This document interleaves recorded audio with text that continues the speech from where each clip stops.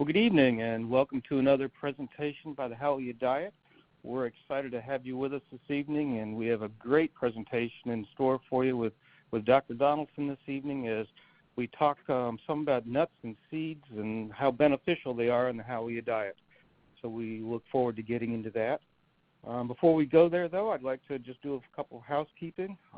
Welcome again. I'm Paul Malcolm, president of Hallelujah Diet, and I'd like to let you know that if you want to leave a comment to us or if you have any questions, feel free to ask the questions down in the bottom left-hand section of your screen there, and we will answer the questions toward the end of the presentation. Dr. Donaldson has a special question and answer session there for us, so we'll address those questions there. I imagine with the topic and all the information and research that he has, that it'll stimulate a lot of questions, so we look forward to answering those. And I'd like to open us in a word of prayer before we get started. So let's ask the Lord to bless our evening. Dear Lord, we just thank you for this opportunity to share this research that Dr. Donaldson has brought together, and pray that the message will come across clear and that the technology will work and that we will honor you through it, and that through this that people will be able to be helped and that their health improved.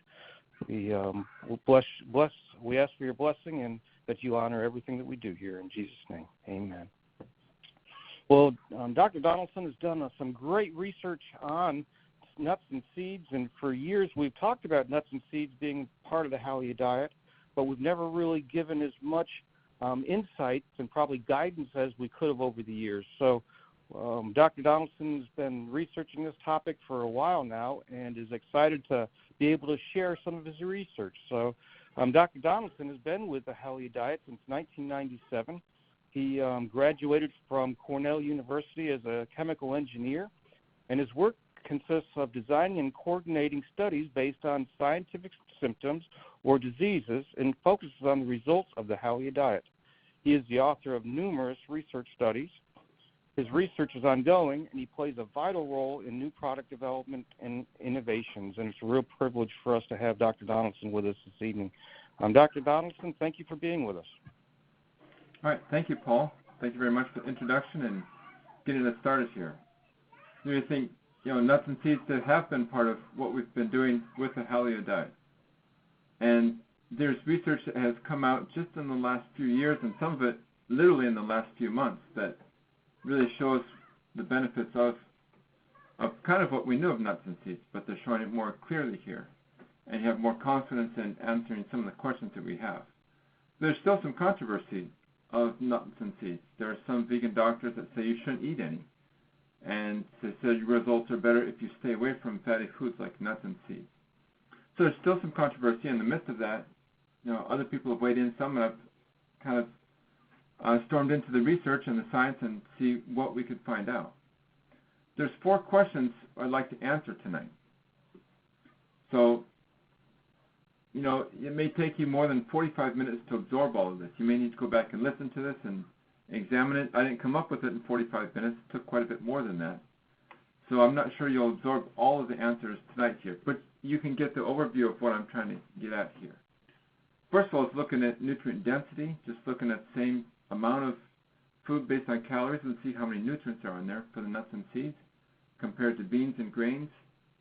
And the second question is, well, how do you do this Hallelujah Diet without nuts and seeds? If you're not supposed to eat a lot of fruit, so like 15% of your diet's fruit, and 75-85% of it's raw, where do the calories come from? So that's the second question to address. The third question is closer to what we want to really focus on, is about health outcomes. Is it safe to eat nuts and seeds? Is it better or is it worse? What does the science and the literature so far studying people and populations, what is it saying? And the final question really is about cancer.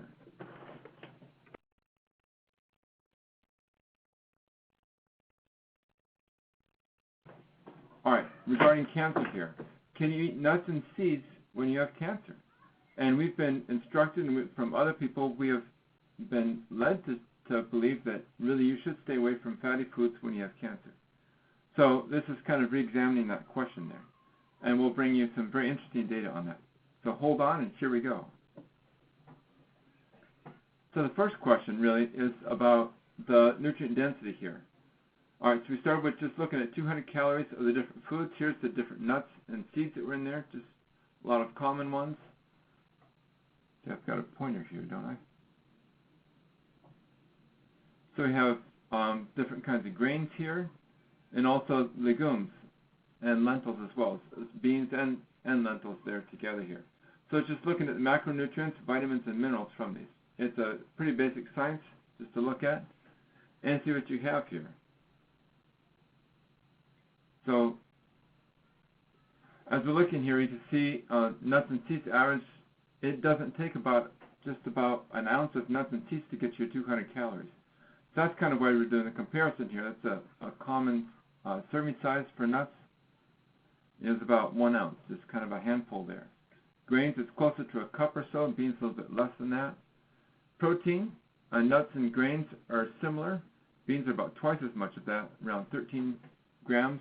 33% of the calories coming from protein for the beans, whereas it's about 13 or 14% for grains and nuts and seeds. The grains obviously have more carbs in them. The nuts have more fat in them, right? About 80% of the calories in the nuts and seeds come from fat, oils there, okay? So, macronutriently, very different kind of profile here. The beans have a lot of fiber, twice as much as what you find in nuts and grains. A lot of good soluble fiber in the beans. So beans are very low in fat naturally, and grains likewise. So they're very different there. Let's look at the vitamin content as well. And this I'm just listing the recommended daily intake right across the top row there.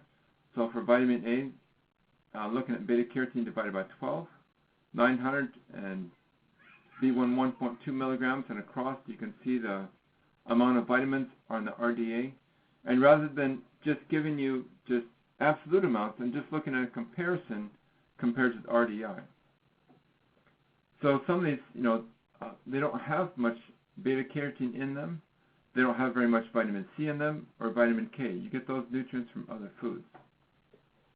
But you can see the nuts and seeds, grains and beans, there's a fair bit of vitamin B1. Nuts and seeds do have more than the grains. Vitamin B2 is about even there. B3, grains have more than the nuts and seeds. B5, B6, beans actually are a pretty good source of vitamin B6 there, as well as folate. About half of your folic acid can come from one 200-calorie serving of beans a day. Nuts and seeds, it says vitamin E average is 17%. That really comes from just the sunflower seeds and the almonds. Those are both very rich sources of vitamin E. The other ones, not so much. So you can't tell as much right from here. If we separate out nuts and seeds here, there's a bit of difference, and I'll get to that a little bit later here. But it doesn't look right from there that the vitamins are really that much different. It gets a little bit different when you look at minerals here. So you look at the nuts and seeds, average amount of minerals per serving for grains and beans as well. For calcium, nuts and seeds are a bit higher than the grains and the beans. Part of it is from the sesame seeds. They're an excellent source of calcium. Magnesium, nuts and seeds do very well. They do better than grains and beans across the board. Seeds are a very good source of magnesium. Phosphorus, it's kind of even there. Potassium, beans take the cake on that potassium, much better source of potassium. Copper, and nuts and seeds do a little better. Iron, again, the beans take the lead there. Manganese, all plant foods tend to do really good for manganese. Selenium and zinc tend to be a spot where grains excel at, especially in the selenium. Depend on the soil that they're grown in, of course. And for nuts and seeds, the selenium you could get also from the Brazil nuts. They're a very well-known source of selenium as well. Doesn't take very many of them. So that's where a comparison is there for vitamins, minerals. If we look at the average across the vitamins and minerals, and just look at where we're at here. So we set the nutrient density at 1 and compare everything to the grains here. By average, everything across, it's about 12.5% of the RDA for grains. Nuts and seeds, all of them together, are a little bit better, about 17% greater. Beans, a little bit better yet. Almonds and seeds, if you just look at almonds and throw out the pistachios and pecans and walnuts, those aren't as nutrient dense as almonds and the seeds. We're up to 17.6% of the RDI. 43% better than grains.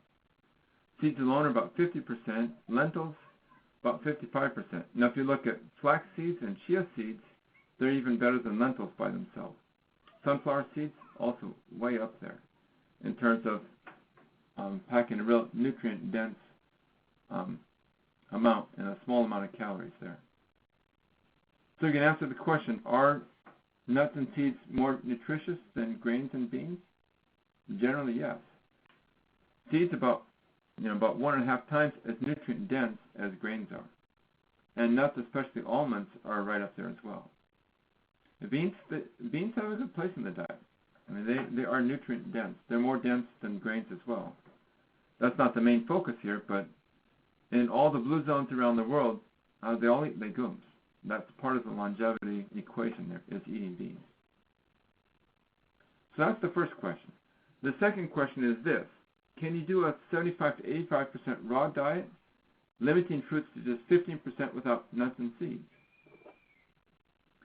Anyway, I've kind of looked at that on and off and kind of wondered, well, how do you figure that out and what would you do? And it's really just a simple math equation. If we just set the problem up, so we have 2,000 calories in the diet, we just assume that we're going to use calories for the basis of figuring out 85% rather than volume or a specific vitamin or specific mineral. Let's just look at calories. That's the easiest, most straightforward, it's a thing that just makes more common sense for counting. If you're following a raw diet, what that means? This means by volume, your food is raw? Not really. The calorie basis makes more sense. At least it does to me. I guess we could discuss that later, but that's part of it as well. So 15% of fruit, that's 300 calories for a 2,000 calorie diet. Same thing for 15% of your cooked food. We're going to assume that you're drinking 2 glasses of juice. That's about 2/3 carrot and 1/3 greens. So instead of 100 calories per glass for a carrot juice, you're about down to 70 calories. And a pound of raw vegetables in there. And why 1 pound of vegetables? Well, when I did a survey of food intakes of health ministers, that's about the amount of raw vegetables that people ate just comfortably on a regular diet, in addition to the greens and the carrots and so on that they get from the juices. So overall, it's about 3 pounds of produce that you're eating every day. I guess you could eat more than that, but a pound's pretty doable for many people. And that gives you about 130 calories. For that, I figured out 16 different vegetables, took an ounce of each, and just calculated how many calories and then protein and fat and carbohydrates and so on that you normally see in raw vegetables. And it works out to about 130 calories. Now, I also assumed that you'd be using a little bit of oil along with all these raw vegetables. I mean, dressings and things like that. Some flax oil, extra virgin olive oil, some coconut oil in there. So just assuming that would be part of the diet as well. And you could analyze it without that as well, but it does make it a lot easier to get to 85% if some of that is actually just oil. And even then, you find that the diet is quite nutrient dense here. So there's the problem. Let's set it up a little bit.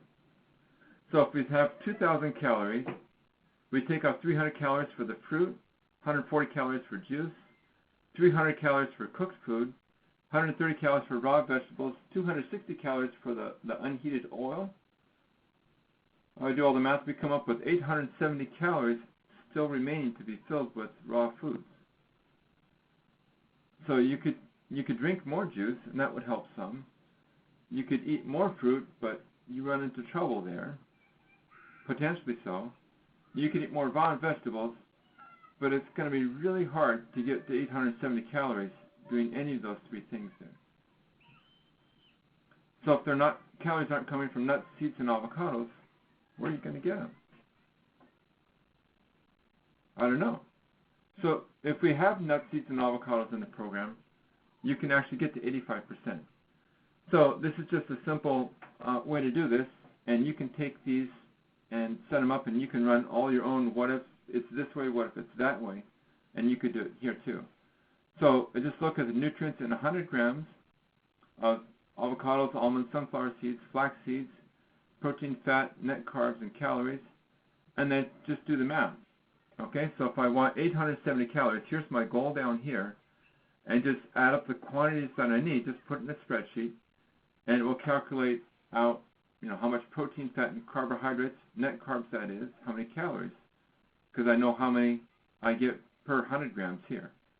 So you just set up your spreadsheet that when you just run away with it. So here's one way to do it, and you can play with it and you can come up with other ways. It's about 1.5 avocados, a quarter cup of almonds, 2 tablespoons of flax seeds, and about a quarter cup of sunflower seeds. A little bit more, 36 grams of sunflower seeds. 2 tablespoons of flax seeds weighs about 21 grams in there. So you add it up, that would give you 22 grams of protein, 76 grams of fat, about 18 grams of net carbs, and 870 calories. Now you throw that all together into your whole diet and look at what it would be like. So here's a food intake for 85% raw diet. Here's just one example of it, and just laying everything out. So the calories here, you see that we've got 2,000 calories. From the fruit, you have 300 calories, that's 15%. Same thing for the cooked food. The raw oil, 2 tablespoons, 29 grams of fat, 260 calories. Vegetable juice, 2 glasses, 140 calories. Just add it up, raw veggies. And here comes the 870 calories from avocados, the almonds, flax seeds, and sunflower seeds. So add it all together, add up your protein. You get about 45 grams of protein, about 9% of your calories from protein. And that's about what we'd expect on a vegan diet. There's 9 or 10% protein. That's a healthy level, actually. That's not too much, but it's sufficient. And that many people do quite well on that. And that looks like a lot of fat. About half of your calories are coming from fat on the way this is set up here. And about 40% of it coming from carbohydrates. So you look at this, well, that's really high in fat. What if I wanted to tweak it a little bit? What if I had a little bit more fruit and a little bit more cooked food? Say it wasn't 85% raw. How about just 75% raw? So again, you start with those, you play with those numbers, figure out, okay, so fruit, if it was 25%, cooked food was 25%, that would be 500 calories each. So that takes care of 1,000 calories right there. So I just have to come up with 1,000 calories from the rest of the diet. Again, we have the raw oil in there, vegetable juice, 2 glasses again, a pound of veggies, and here it would just be half an avocado, again about a quarter cup of almonds, 2 tablespoons of flax seeds, and just a few sunflower seeds, not very many at all. Hey, that's pretty doable. Turns out it's about the same amount of protein, assuming that your cooked food is actually going to have about the same amount of protein, maybe a little bit more than your nuts and your seeds. So it works out to about the same amount of protein, 9% of the calories. Fat's quite a bit lower. Instead of 113 grams, down to 82 grams. That's pretty reasonable. Hey, this looks pretty doable in a lot of ways. That would be maybe 4 or 5 pieces of fruit in there.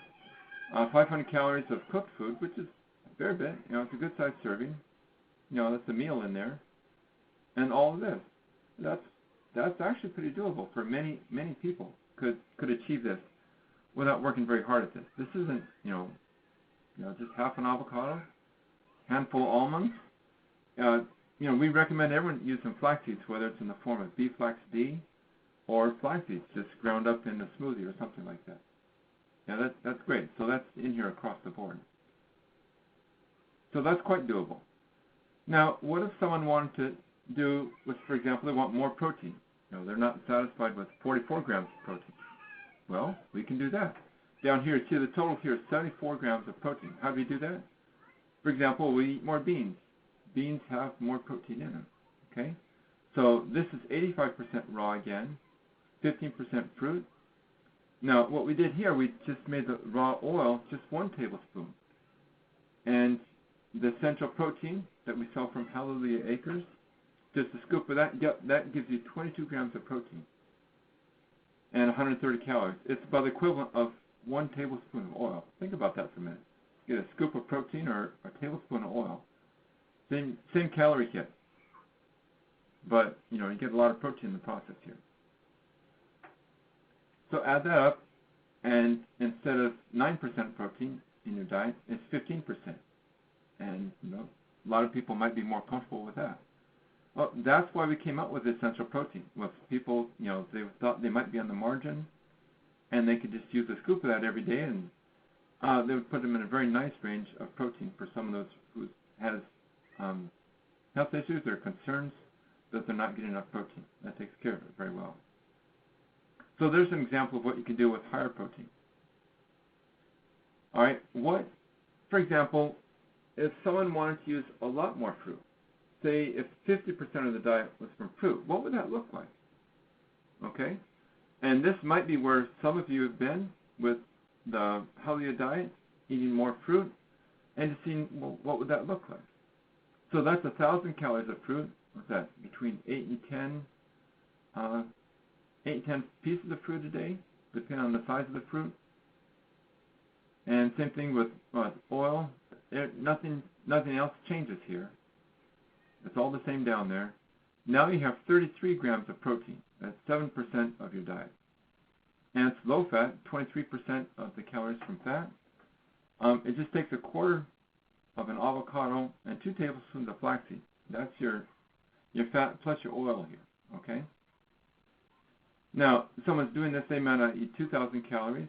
You could adjust that. So if you're eating, like, say, 1,600 calories, you're a smaller person, or you're really active and you burn more than 2,000 calories, you would just adjust all these amounts just a little bit. But the ratios would come out pretty similar here. And some people do okay with 33 grams of protein a day. Some people actually would. One problem with that is that minerals tend to follow protein in diets, in foods. So where you have a lot of protein, there tends to be a lot of minerals. And where there's not very much protein, there's not very much minerals in that food either. So while you may be okay with protein, you may be getting short of some very essential minerals in the same process. And so long term, I would have my doubts about that really being a good idea. So what would happen if we took the oil out? For example, instead of adding in oil, we add in nuts and seeds that are way more nutrient dense than the oil. What would that look like? So you can play with these numbers all day long if you wanted to. And we're about done with this, but one more example here. So here's 50% of the diet is fruit, 1,000 calories. Cooked food again at 15%. No oil, no calories from oil here. Same vegetable juice, raw veggies. Here you could use half an avocado. Okay, no almonds, wouldn't need any almonds. 2 tablespoons of flax seeds, and about a handful of sunflower seeds. Your ounce of sunflower seeds. That gets you up to about 41 grams of protein. That's more respectable. That would help. That would help. That's probably not adequate for everybody, but it's better. And that's still about the same amount of fat, about 21% of the diet, and carbs as well. So you could kind of do that. If you don't add any oil into your diet, if you're eating a lot of fruit, you really shouldn't add oil as well. You want to eat some nuts and seeds just for the protein and the minerals in there. So that's what it looks like. So if we were to summarize this section, what would you say? You'd say, well, you can't really do a mostly raw diet that's low in fruit without including a significant amount of nuts and seeds.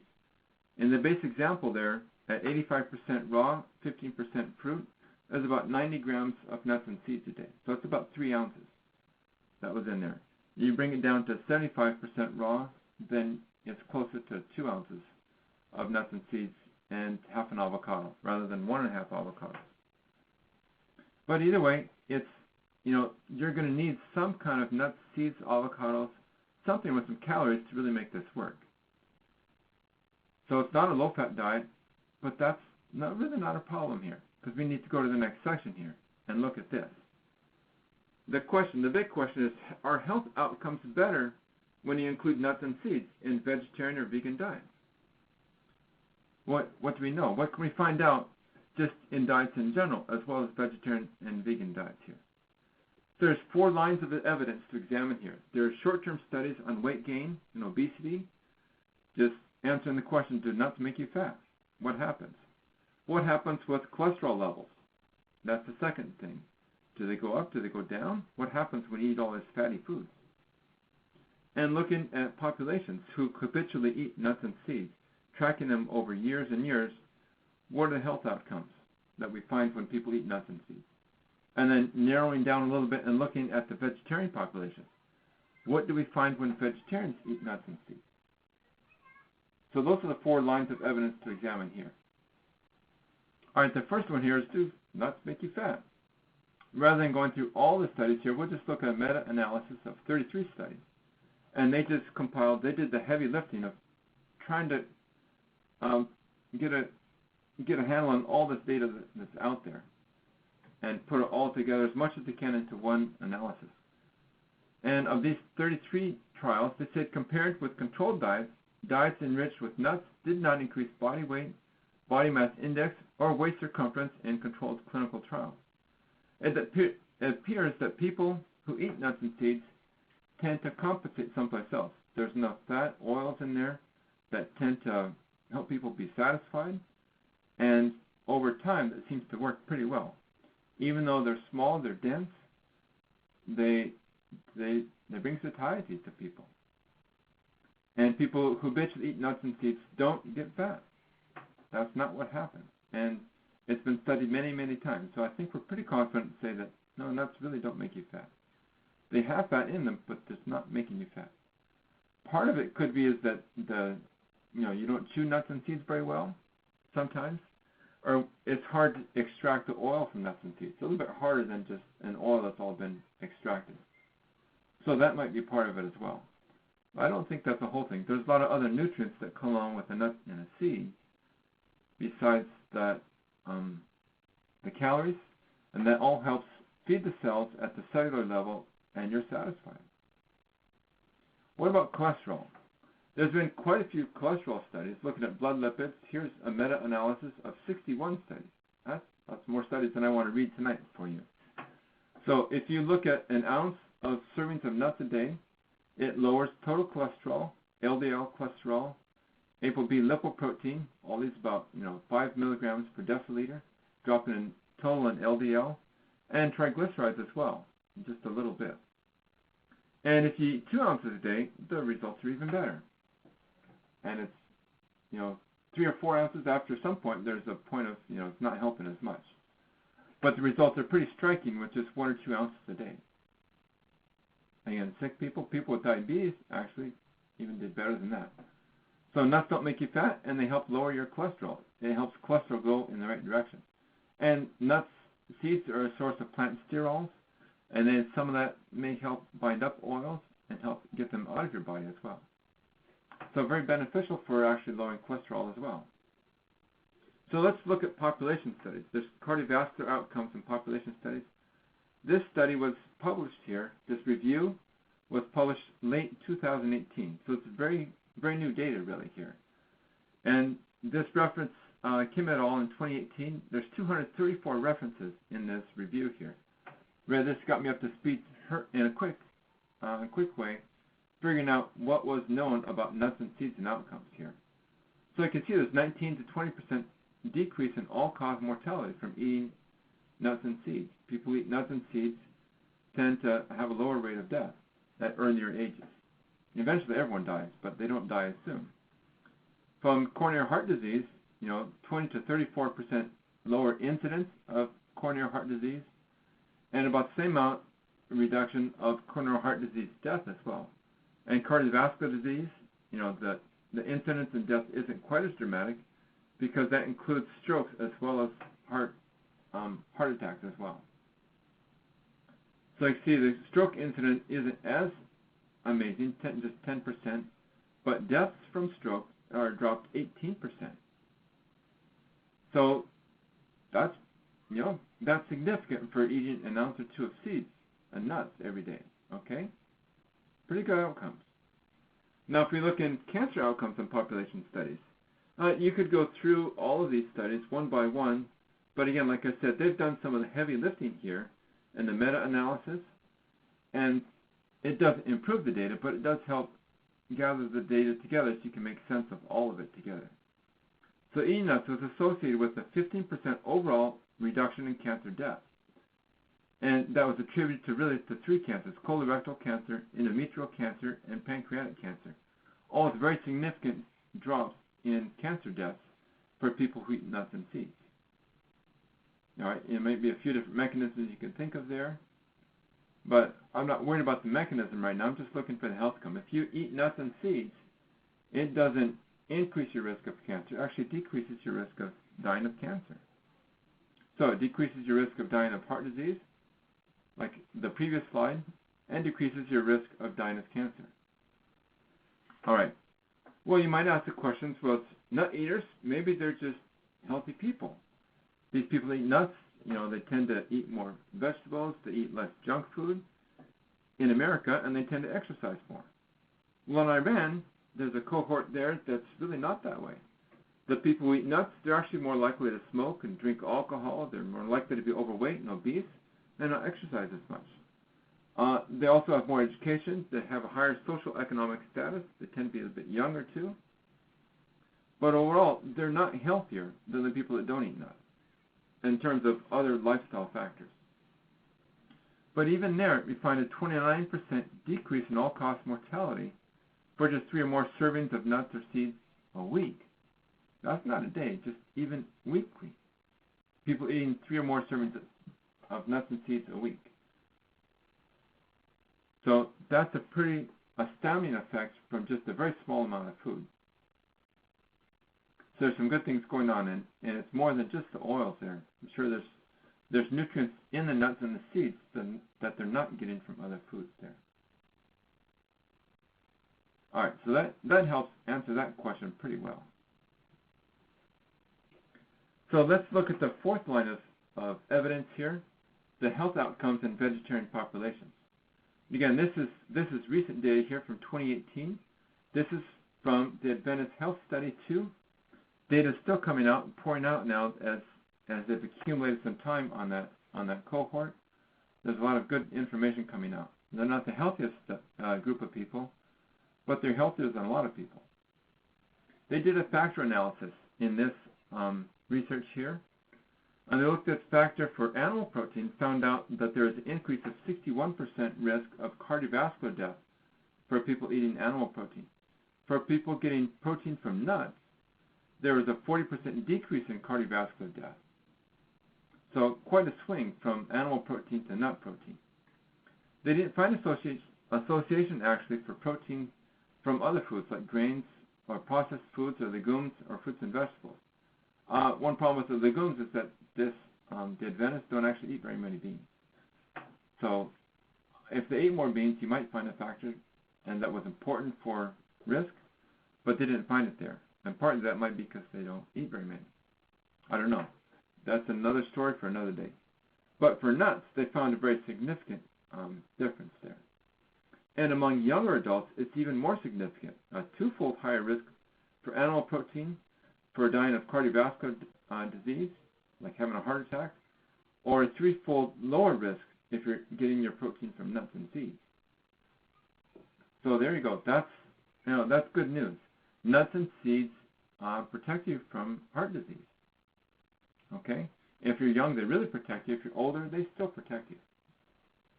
There's one more group to look at, and this is from the first Adventist Health Study. This was published way back in 1992. And many of you may remember that year, but this is one of the first studies that came out that was promoting, and they found that nuts actually were helpful. Nuts helped people with cardiovascular disease in particular. They compared people eating nuts 4 times a week versus those that ate less than 1 time a week, and they had about half as many cardiovascular disease deaths. Even heart attacks that didn't kill them, but they were sure that it really was a heart attack. They had more than a 50% decrease in those as well. And it was independent of sex, age, smoking status, not really hypertensive status, vegetarian or non-vegetarian diet, whether you exercised or not, and whether you ate white bread or not. Well, I'm going to show you a little bit. What does that mean that it's independent of sex and so on here? Just a few graphs. We'll go through these quickly here. All right, here. So here's the relative risk, 1, set that for the control group who eats nuts less than once a week.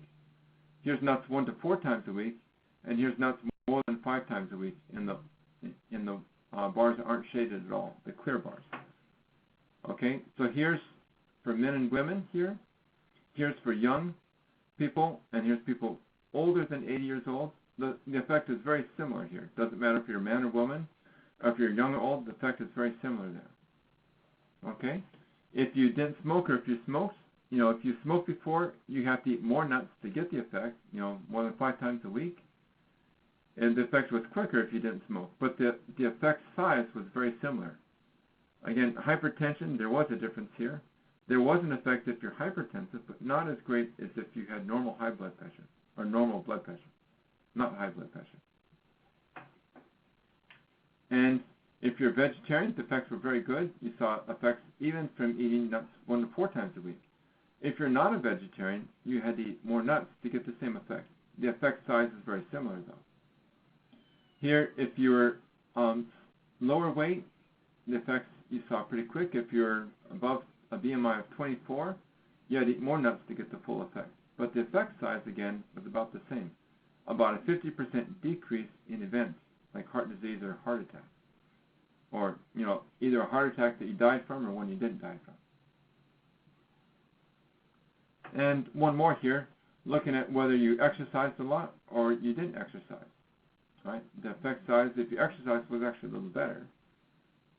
And if you ate white bread, or if you didn't eat white bread, you just ate whole wheat breads, that's the kind of grains you ate, the effect was, again, very similar. So it was the effect of nuts not due to these other factors or what you might have thought of cofactors of healthy people that had a healthy lifestyle.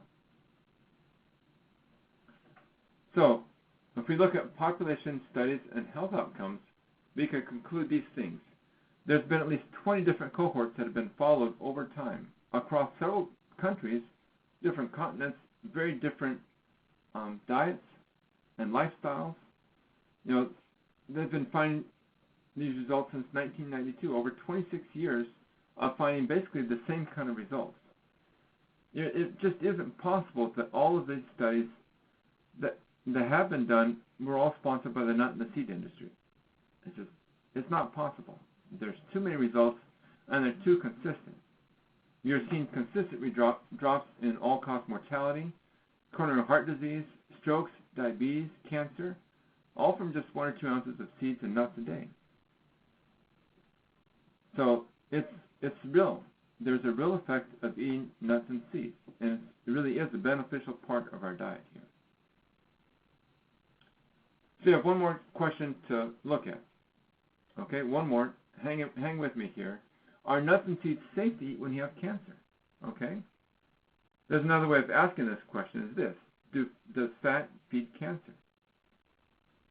If you eat fat, will it feed a cancer? If you have cancer, is it safe to eat fatty foods? And there's some research, people out there with paleo diet and a ketogenic diet, and finding that actually there's some good results of those diets, more of the ketogenic diet with cancer there. And they're showing that really it's not the fat that's necessarily the problem there. We know that sugar feeds cancer. That's not really a question. That's how PET scans work. You take a radio-labeled piece of molecule of sugar, you get it into a person, and you just scan where it goes. And wherever it goes, wherever there's a high consumption of this radio-labeled sugar, that's where the cancer is. So very clearly, sugar feeds cancer. Animal protein feeds cancer as well. IGF-1 is one mechanism. People who have high levels of IGF-1, that's an insulin-like growth factor. It's a growth factor. It helps promote the growth of cells, including cancer cells. If you have high levels of IGF-1, you're more likely to get cancer. But do plant fats feed cancer? Animal protein does, but what about plant fats? Well, let's look at some of the evidence here. This goes way back to 1975. And many people have seen this graph of dietary fat and breast cancer. There's a strong correlation there. And if you look at just animal fat and breast cancer, these graphs you can find in T. Colin Campbell's book on the China study. Okay, so here's animal fat and breast cancer here. Okay, still a very strong correlation there. Now, if you look at plant fat and breast cancer, the correlation completely disappears here. And it's just a shotgun pattern, just all over the place.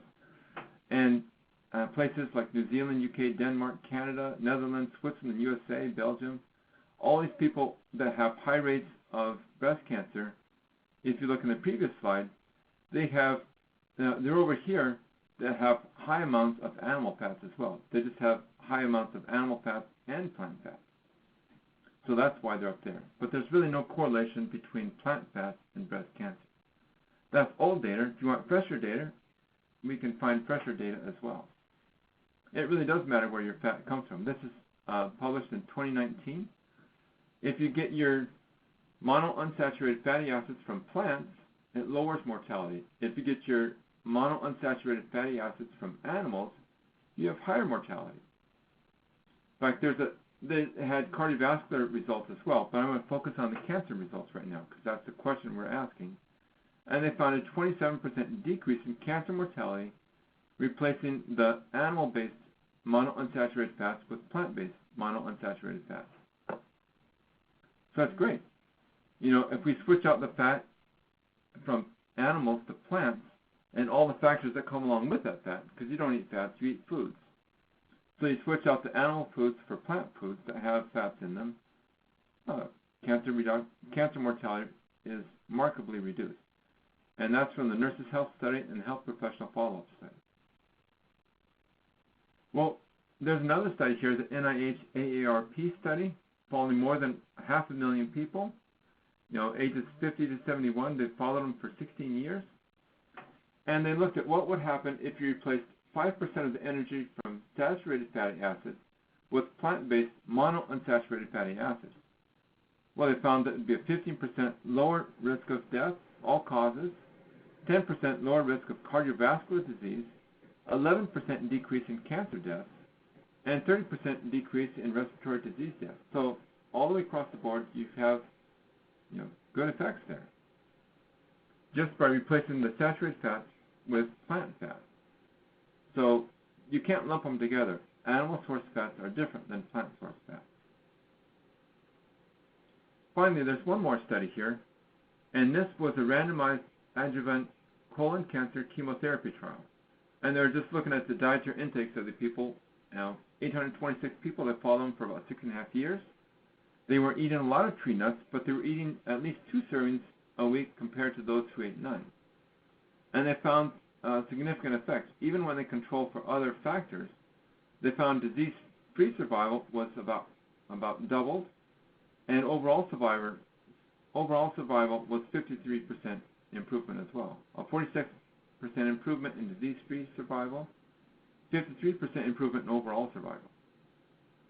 So, were these nuts harmful to these people? Not at all. They were actually benefiting from eating some tree nuts. All right, so if we put this all together, what do we find here? First, our first question, yes, nuts and seeds, especially almonds and seeds, they are more nutrient dense, about 40 to 50% more nutrient dense than grains. And to really do a raw diet that's not heavy in fruit, you have to include nuts and seeds and avocados as well. There's not as many outcomes studied on avocados at this point. There's a lot more in nuts. And health outcomes are improved with nuts and seeds. Whether you're sick or even if you have cancer, they're safe. They're actually beneficial to eat, even when you have cancer. So you're looking at this, if you add nuts and seeds into your diet, it makes the diet easier, more practical, and more doable for more details. And we're going to look at this more in detail next month in a follow-up webinar. Today we're looking at a lot of the science. Next time we'll look at more of the practical issues of what that looks like and outcomes that you would expect from that. So I thank you for watching. We'll have time for questions here. And just, stay tuned. This is pretty good research. There's more coming out. This research is very new, and there's more research coming out. So, Paul, if you have some questions here, we can see. We probably generated quite a few questions here because I didn't answer all the practical things either. No, absolutely. Thank you so much for the information. It was great information and great research, and it's amazing the significant impact that just a little bit of nuts and seeds really has on our health. And so it's enlightening to see how vital the nuts and seeds are. Dr. Donaldson, we were taught for years that we needed to soak our nuts before we would consume them. Has your research showed anything about the digestibility improvement if we soak the nuts? Actually, I didn't run across that. And that's kind of that's out there in the raw food world about soaking nuts and seeds, but no one else actually does that or knows about it. And they just, all these health outcomes are with nuts and seeds, and you open them and you eat them, or you roast them and you eat them. So sometimes there's some distinguishing between raw nuts and seeds, or just even roasted nuts and seeds. But the research isn't that clear. Like you have to soak them and dehydrate them or something like that to eat them. So the benefits are there even without that. Right. All the studies were just with people just eating nuts and seeds, not necessarily soaking and re-dehydrating them. No, it's just you're eating them, just kind of the way you see them, and eat them up. Now there are some detriments to roasting nuts and seeds. They are high-fat foods, and you can damage the fats in there. So that's something to keep in mind. You want to tend towards the either lightly roasted, that you control the temperature yourself, keep it under 10 or 15 minutes, lower than 300 degrees Fahrenheit. Keep it under there to avoid damaging any fats, or just eat them raw. That works really well. Okay. Are there any particular nuts or seeds that are more beneficial than others, or any recommendations with that? There are some. Well, looking at the vitamin and mineral content, I'd say it looks like these ones look better. Sunflower seeds, sesame seeds, they look fantastic. Flax seeds. But people have great benefits from walnuts too. And there's quite a few good studies with walnuts, and they help endothelial function in a way that other nuts and seeds don't. But most of it hasn't really distinguished. Most of the research doesn't really distinguish in which nuts and seeds. In fact, some of it just says, well, it's the quantity that you eat, not any particular kind of nut or seed. Okay. So as pumpkin long as you're seeds getting fit well in. 2 ounces works better than 1 ounce. Right. Pumpkin seeds fit well into that mix? Pumpkin seeds work very well. Yeah. And mixing the seeds, on a daily basis, you can have just grab a handful of mixed nuts and seeds as beneficial as just a particular nut or seed for that day? It seems to be. That would work. The salted roasted ones, I'm not so sure about, but just a handful of raw nuts and seeds a day, yeah. And it's probably good to actually have different ones too, just like a variety of fruits and vegetables. A variety of nuts and seeds just makes sense too. God made all kinds of different nuts and seeds, so why not eat all of them? Yep, he knew what he was doing. And then somebody asked how you grind your flaxseed. I just put it, when I'm making a smoothie, I just throw them in, and it blends them up. End of story. So I don't have to, there's no extra work. Mm-hmm. It's just part of the process. It grinds up almonds. I usually put them in the last step, because if you blend them for more than a minute or so, I sense more of a bitter taste to them. You can actually overblend them, it seems. Okay. But no, it's you could blend it. We have these little coffee grinders and stuff. You can do it that way. But that was just an extra step to me. I just throw them in the smoothie. Away they go. Mm-hmm. And if you do it in the coffee grinder, for half an hour.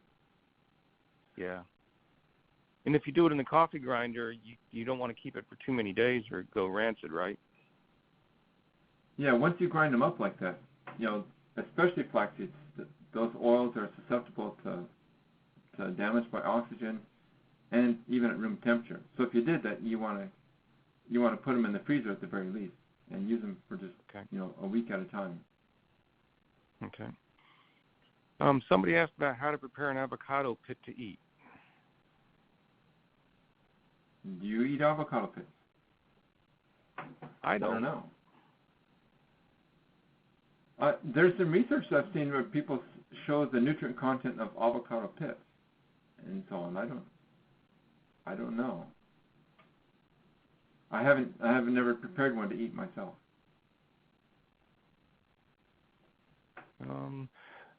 Somebody asked about the almonds are the only nut that leaves an alkaline ash. All others produce an acidic ash. Is this something to be concerned about?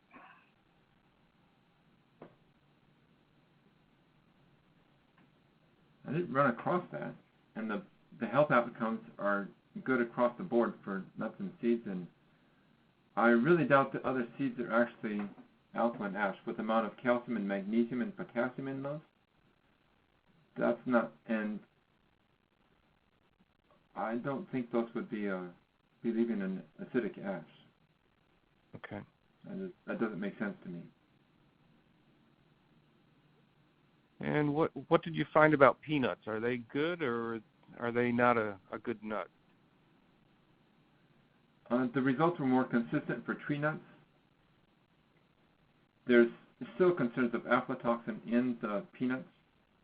So that's, aflatoxin's not good. It's a liver toxin for you. It increases the risk of liver cancer. Some studies, they found there's benefits even from eating peanuts. Of course, those are roasted ones always. So it's a little bit more of a toss-up, and the results aren't quite as clear. I guess Norman Walker said there was one of the most pernicious foods on the planet, that and popcorn. I don't know if he was right or not. I'm still looking for a good answer on peanuts in a sense. I'd say in some ways the jury's out on that. Mm-hmm. But and what about chia? Go ahead. For peanuts, once you grind them up, you don't know what the peanut looked like that went into that either. So it's not necessarily the best quality peanuts that end up in the peanut butter. Mm-hmm. And that could be more trouble for you. You could have moldy peanuts in there and you wouldn't know it.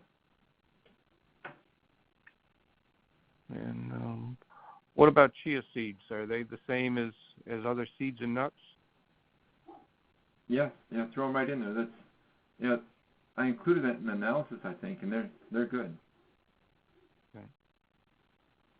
And any concern about expiration for raw seeds and nuts? Yeah, store them cold. Either refrigerator, freezer. I put, if I have extra 5-pound bag, I stick them in the freezer, especially flax seeds, and just bring them out when I want to use them. Okay. If you leave them in a hot pantry for a year, not good. They'll taste off. Mm-hmm. Don't ask me how I know that.